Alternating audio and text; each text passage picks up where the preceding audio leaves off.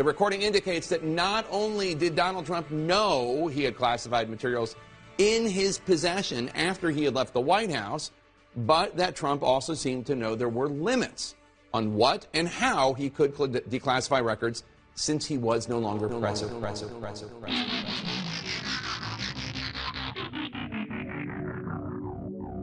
Hello and welcome to What the F*** Just Happened Today, your essential guide to the daily shock and awe in national politics. I'm Joe Amditis. Let's get to it. It's Wednesday, May 31st, 2023. Welcome to day 862. The bipartisan deal to suspend the debt ceiling and limit federal spending cleared a major procedural hurdle in the House. The House voted 241 to 187 to formally consider the debt ceiling bill. While setting the rules for debate is nearly always decided along party lines, Kevin McCarthy needed 52 votes from Democrats to offset 29 Republican no votes. A final vote on the debt ceiling is expected later tonight, just days ahead of the June 5th default deadline. If approved, the bill would then move to the Senate, where conservatives could force days of debate. Chuck Schumer warned, "I cannot stress enough that we have no margin for error," adding, "Either we proceed quickly and send this bipartisan agreement to the president's desk, or the federal government will default for the first time ever."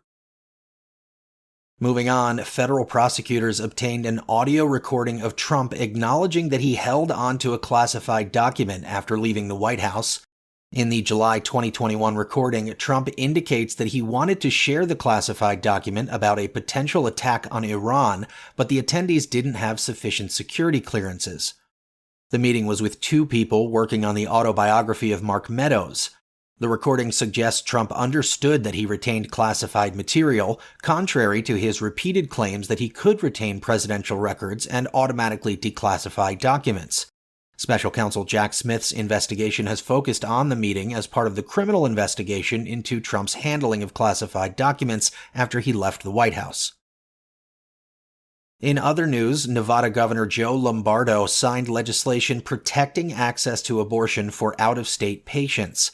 The legislation codifies an executive order from the former governor, which banned Nevada officials and agencies from assisting with out-of-state investigations, which could lead to the prosecution of people who traveled to Nevada seeking abortion care.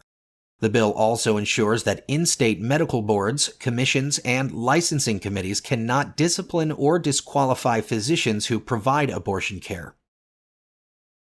Meanwhile, the Oklahoma Supreme Court ruled that two state laws banning abortion are unconstitutional because they require a medical emergency before a doctor can perform an abortion.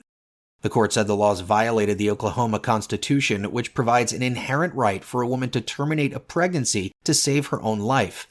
The ruling, however, will not restore full abortion access in the state because Oklahoma's previous ban on abortion from 1910 remains in effect, which made intentionally performing an abortion a felony unless necessary to preserve her life.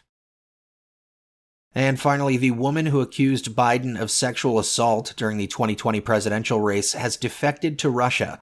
Tara Reid appeared at an event hosted by the Russian state news outlet Sputnik and said she will apply for Russian citizenship.